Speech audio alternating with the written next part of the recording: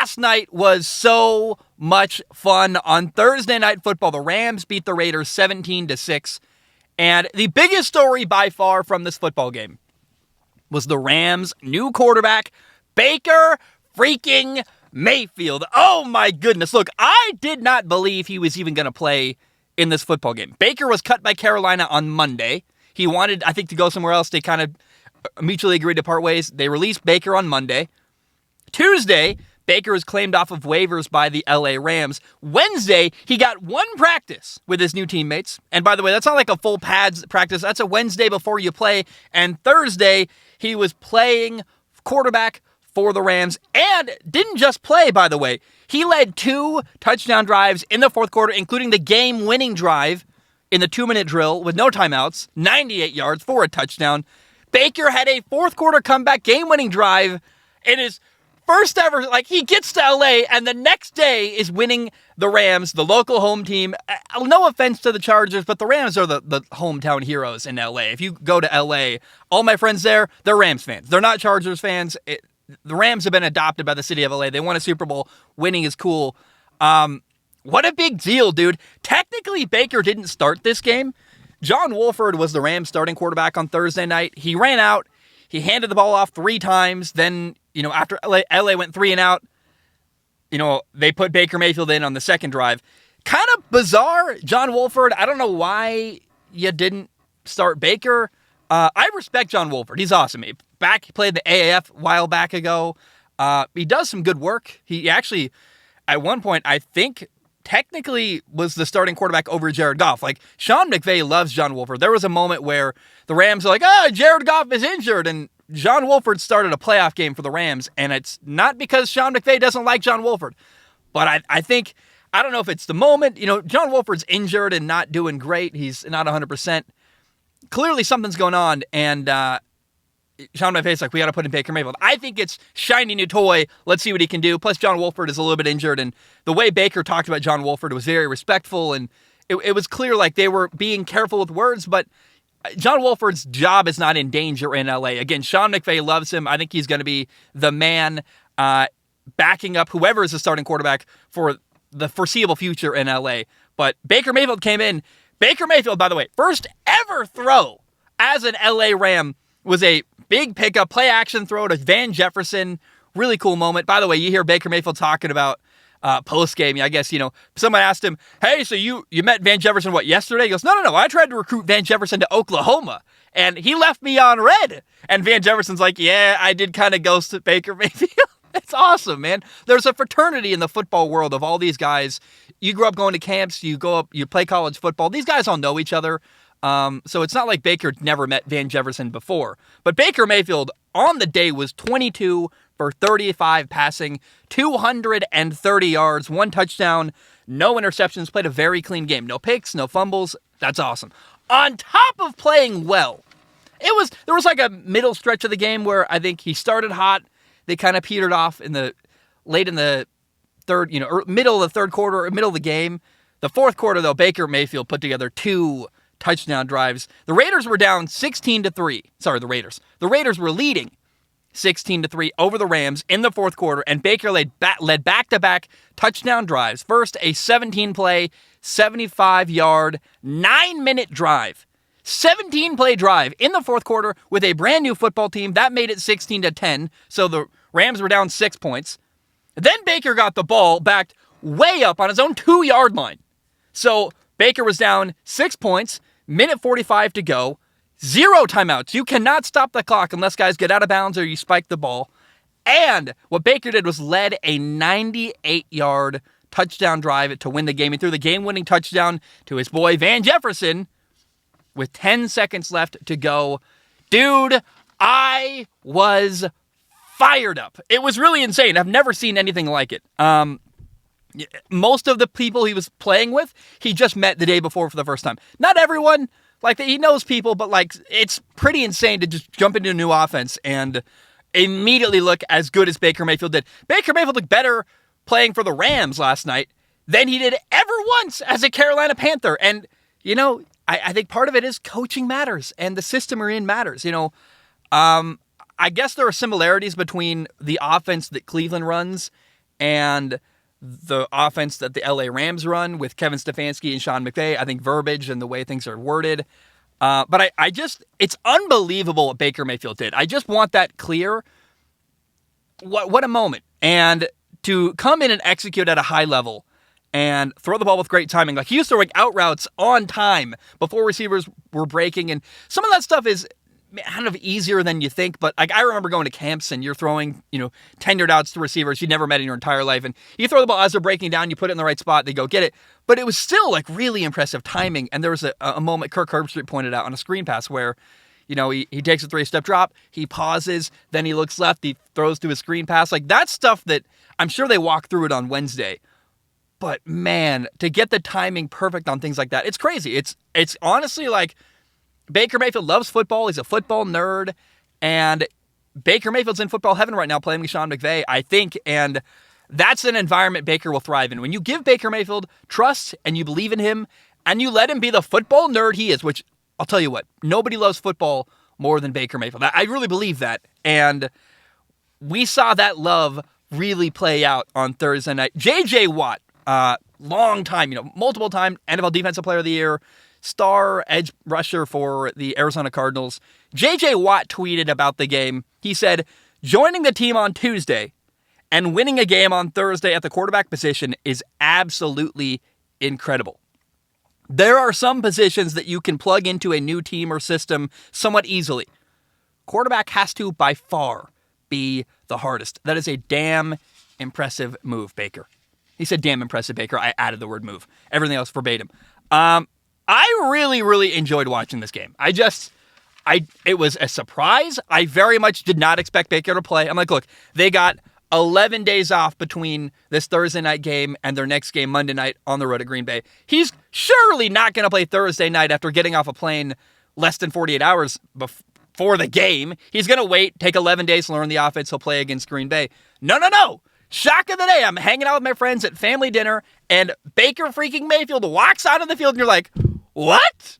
What? My friend Quiet, he's not Quiet, but we call him Quiet, was like, dude, that's Baker Mayfield. I'm like, I did not expect him to play at all. And, oh my goodness. Baker's been through a lot. He was drafted by the Cleveland Browns, a horrible franchise, had multiple coaches that were fired after he was brought in, number 1 overall pick. Then they hire Kevin Stefanski, who Kevin Stefanski, let's be clear, he did not choose Baker Mayfield. He got hired by the Browns, and Baker was already there. But Baker defied all odds, led the Cleveland Browns, the worst NFL franchise of my lifetime. He led the Cleveland Browns to a playoff game, and then they didn't really want him. They get rid of him, Baker. They trade Baker away and replace him with this really, really notoriously questionable character, Deshaun Watson, which we don't need to go into more of it, but what an insult to be replaced by Deshaun Watson. He's a talented quarterback, but that had to hurt. You won the city a playoff team, and that's the guy with his background they replace you with. Ooh, all the questions circling. Okay, you want me so little, you'll replace me with Deshaun Watson and all the baggage that goes with that. What an insult. Then Baker goes to Carolina, and I was saying all along, this is not a great idea. Baker Mayfield, cool, I want to see what he does, but Carolina is not ready to win. He's going to go to it was a mess. The coach got fired. He didn't play that great. I would say, honestly, I watched the first couple of games. I didn't say this, but I watched film. I'm like, I don't know the team is supporting him that great. Like, people were saying, no quarterback has played worse in the NFL than Baker Mayfield. I held my tongue, but I was like, I don't feel confident enough to say this, but I just don't know that that's true. I watched a lot of stuff in Carolina. They weren't great around him. Finally, after a long road of Cleveland and the turmoil there and the ups and downs in Carolina, getting lots of hate, a lot of people making fun of him, Baker Mayfield was given a good opportunity to go to the LA Rams, and I loved seeing Baker do well. The dude has gotten so much hate and anger and vitriol over the years, and he doesn't help himself out. He's got a personality that I think invites some of that stuff. But man, last night was a really fun moment to celebrate Baker Mayfield, who I love the guy. I don't know if Baker can follow up this Thursday night game and do it again next week, but I really hope so. I am very much rooting for Baker Mayfield. By the way, I do think it helped to have Sean McVay, the head coach of the Rams, in his ear in the headset.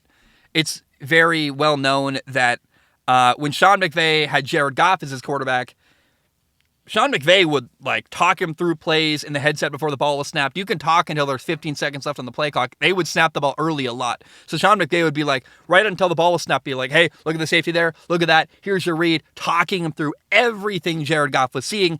I would imagine a similar thing happened with Baker. But I want to give Baker some respect. This is a guy who loves the game of football, who knows football really well. I think has done enough camps and done enough studying of the game to clearly plug in and do well. He knows offenses. He knows how to run systems. He knows play design, is a nerd about it. And I also would imagine, though, for stuff like against the Raiders, Sean McVay's in his ear saying, hey, there's one high safety. Make sure, it's a 3-step drop, and I would go left to right here. He's probably giving him advice or saying stuff like, I don't know, make sure to pause before you let the screen develop on your left. Little things like that. I'm sure that was happening. But man, Baker, at the end of the day, he's the one who was on the field making great throws, and the location of the football was outstanding for Baker Mayfield. He was very, very accurate. And to be accurate with guys you haven't taken almost any reps with, for example, the fade ball to Van Jefferson, I guess you can say they don't have a lot of chemistry because he hasn't played with Van Jefferson really at all. But also, that's the right location. He puts it along the outside shoulder, along the sideline. He allows Van Jefferson to widen out and go get it. It's when you are putting the ball in the right location, clearly you don't need a lot of reps. Baker's accurate on an out route, putting it out along the sideline where only his guy can get it. Things like that matters, and Baker did that outstanding. I think it's also kind of cool that all of the Rams veterans welcomed Baker. Cooper Kupp, quarterback Matthew Stafford. I loved watching the interactions between the Rams' injured veterans, their star players. We're talking Cooper Kupp. We're talking Matthew Stafford. Matthew Stafford was rooting for Baker Mayfield and celebrating with him, which is very, very interesting to see. You have your injured starting quarterback celebrating with the guy currently playing and doing well, not threatened. And I mean, Stafford's under contract through 2026, making a ton of money. But it's still, I think, cool to see a guy, Matthew Stafford, who's not jealous of someone else doing well. It's like giving someone else your car and watching them drive it really well, and you're like, oh, okay. That's no territorial behavior from Matthew Stafford. I thought it made Matthew Stafford look really good, in my opinion, which I love. Also, people say Baker Mayfield's hard to get along with. I've probably even said that before. What I saw last night was Baker fitting in really well with the LA Rams locker room, and I think a lot of that is on the coaching staff. When you have Sean McVay welcoming Baker and setting the tone of this guy's awesome, let's have fun with him, it allows the whole locker room to go, oh, this is how we react to this guy. And I do not know what's next for Baker Mayfield. You got 11 days until the next game. The Rams play at Green Bay on Monday Night Football during Week 15. It's the longest distance possible you can have between games during the regular season other than having a bye week. So Baker's going to have a lot of time to settle in. Not that he needs it, apparently. Now, when Baker went to Carolina, I was not excited. I said, this is not a good opportunity for Baker to prove himself. The coaching staff had problems. Clearly, coach got fired. I was hopeful, but I just lost hope in Matt Rule. They had an offensive coordinator I didn't like. They had a lot of weapons around him I didn't believe in. Carolina was not a great opportunity for Baker Mayfield to show the world what he could do. Now, the LA Rams playing for Sean McVay, this is a great opportunity for Baker. And Baker is fortunate it worked out the way he did. If he had finished the year in Carolina, I don't know where Baker Mayfield could go next year and who would want him. But now, Baker has a great opportunity to prove himself. Matthew Stafford, the Rams quarterback, we're assuming he could come back the last game of the year, but I assume he's done for the year. Why risk your veteran quarterback? Let's give Baker an opportunity to shine.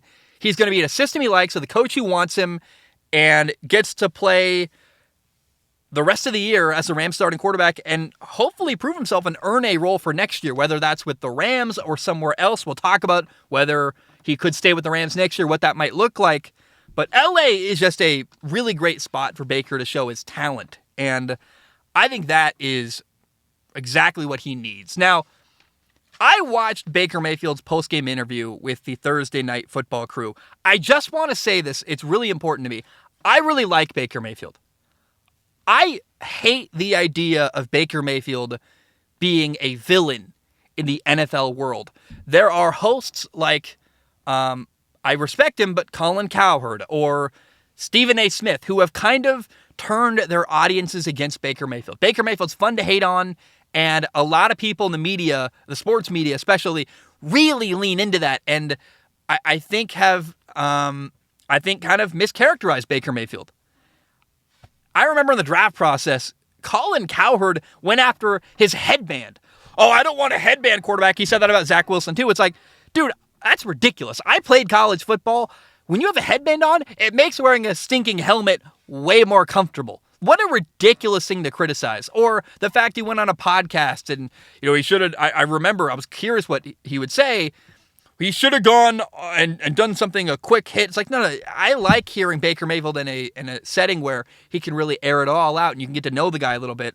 I recommend listening to Baker Mayfield's appearance on the, I think it's You Never Know, the YNK podcast. I think Baker is very much misunderstood by so many people that are observing him. And often, like so often, Baker Mayfield's words are twisted and taken out of context. But if you actually take the time to listen to Baker, I think you're going to like what you hear. Baker's awesome. Like, I really, really liked his interview on it's the YNK podcast. There's some guy named Mike who did it. Baker's been through a long, humbling process, and I think it's been good for him. I loved watching the guy on the sidelines last night on Thursday night. He's encouraging, man, and the Rams have welcomed him. He's a good fit there. And apparently, once upon a time, Baker Mayfield and Sean McVay, the Rams head coach, sat together on a plane. They were flying, they said Southwest Airlines, so like a commercial flight, and they sat next to each other on the plane, and they talked and got to know each other. And clearly, Sean McVay was excited to work with Baker Mayfield. And it matters when you have a coach who welcomes you in and sets the tone for how the rest of the organization is going to respond to you. And Baker Mayfield gave a great answer. He said, I don't want to let my on-field play impact who I am day to day. In the locker room, I'm encouraging people. I want to enjoy the game. And I loved Baker Mayfield in college. People forget this guy was a 2-time walk-on, Texas Tech and Oklahoma. He lived my dream. He was a kid who nobody believed in, who went to Texas Tech, walked on, killed it. They didn't give him a scholarship. There's some drama there. He goes to Oklahoma. He walked on, wins a Heisman Trophy, wins it, number 1 overall pick, goes to the NFL. Like, dude, what a story. Why is that not celebrated more? Baker Mayfield is one of my favorite college quarterbacks of all time. And I will always appreciate his college journey because he just showed this pure joy and love for football. And finally, I feel like I saw that again. Baker Mayfield is, I think, a special human and his love for the sport. And watching Baker's face on Thursday night, you saw joy, you saw passion, you saw love for the game. That makes me so happy, man. I really, really get fired up when people, I think a lot of the criticisms of Baker are just stupid or people that don't know him or aren't educated. And I'm just really, really glad to see him do well and succeed. Now, I want to go to Patreon to answer a question about Baker Mayfield. You can submit questions at, and I'm stalling because I got to open my notes app. You can go to submit questions at patreon.com/Zach Schaumler. So Zach writes in, which Zach, you got a great name. He even spells it right, Z-A-C. This isn't me. I didn't write this. Someone went on Patreon, has the name Zach. I love that. That's amazing. Zach wrote in on Patreon and said, with Matthew Stafford having a spinal contusion, do you believe he, Matthew Stafford, could retire? With all of the injuries he has had, such as a nagging elbow injury, a broken back in 2018, the dislocated arm during his rookie year, and now the spinal contusion, is this the straw that broke the Stafford's back? And this is again, Matthew Stafford is clearly a family man, so it would only make sense. What else does he have to play for anyway? And then he says, like a little sign off, a Zach with his name spelled right. Dang right. Although, hey, look, I met a guy, I work in my truck, so like I was out all night the other night working on the show, and I was parked kind of behind a 7-Eleven. I go in, the guy's name is Z-A-Q, Zach. I don't care how you spell your name. If you're a Zach, we got to stick together. That's awesome. I think there's a possibility Matthew Stafford could retire. He won a Super Bowl. He's got nothing to prove. He's monumentally rich. Maybe Matthew Stafford wants to hang out with his family. That makes total sense. He's got kids. There's warm weather. He's got an awesome wife.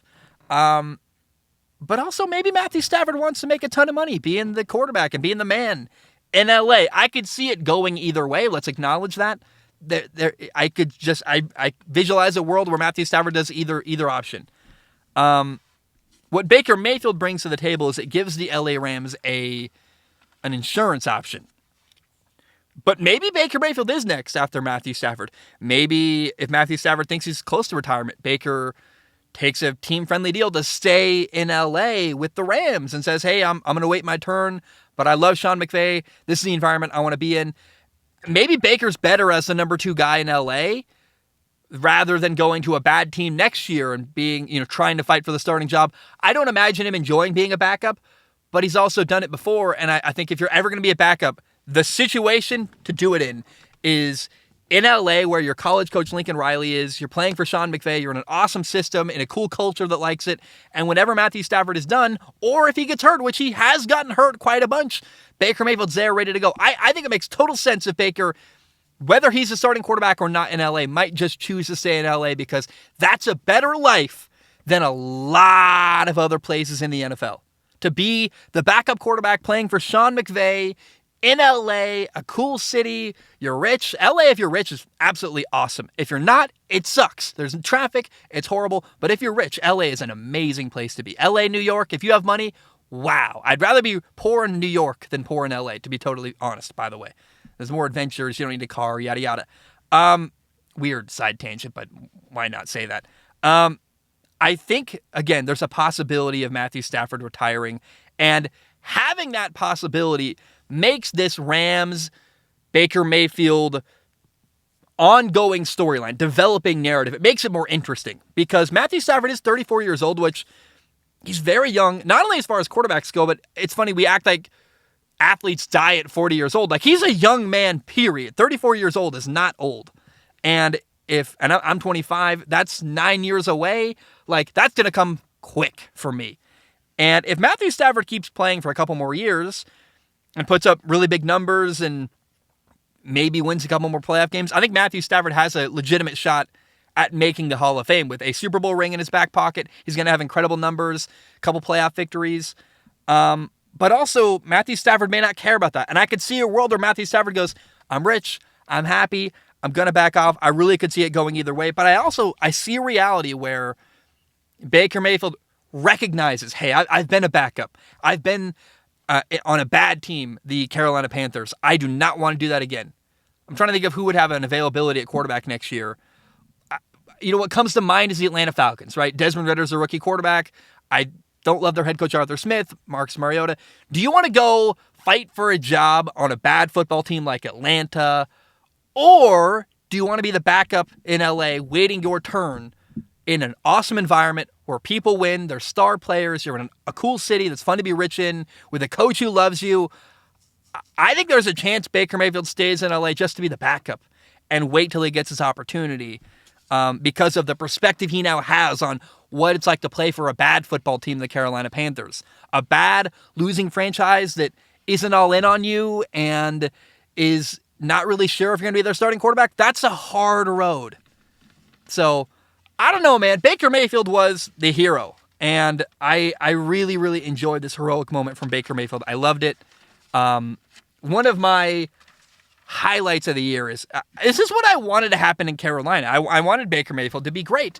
He wasn't, and I think a lot of that was the environment he was in. But I love the guy, man. I will always say that he's one of my favorite college football players of all time. There's a lot of time left in his NFL career. And when you back Baker Mayfield into a corner, he is regularly in his career found a way to succeed. And I just think he is... I hate the idea of Baker Mayfield being a villain. That's just wrong. You hear his story, you hear who he is. He's hard not to fall in love with. Again, he walked on twice in college. He was a guy no one wanted and no one believed in who went on to win the Heisman Trophy and be the number 1 overall pick. We celebrate Josh Allen for the same story. No one wanted him. He went to Wyoming, made his own way. Baker Mayfield did exactly that. Why is that not viewed as incredible and cool? I don't know. And the progressive commercials at home with Baker Mayfield in the Brown Stadium, absolutely loved them. They were fun. Sorry, they were hilarious commercials. So, I don't know. I don't get the hate on Baker Mayfield at all, and I love seeing the guy succeed and do well.